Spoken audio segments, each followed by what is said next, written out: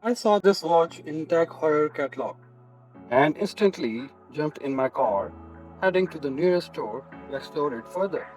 This is Umar Khan featuring a new TAG Heuer Monaco Gulf Edition. This is not just a watch, I'm telling you guys. This is the TAG Heuer Monaco Gulf Edition, and it sits among a very distinctive category of watches. Its bold square case is instantly recognizable, and its chronograph layout gives you a quick sporty feeling. So this is not just a subtle watch, it meant to be noticed.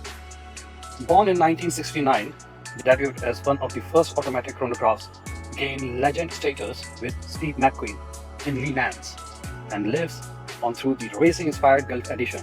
So this is not just a watch, it's a history plus design plus identity. You are looking at a 39 square case, automatic chronograph engine, strong powerful reserve up to 80 hours, and reliable 100-meter water resistance.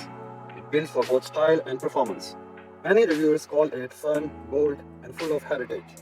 Its heavy feeling on the wrist instantly gives you a quiet sense of power, status, and recognition. As if you are not just wearing a watch, but also carrying sparkling heritage moving towards future success. In line with the watch's quality and feel, obviously, it sits in the premium range, typically priced between 6 to 8,000 pounds.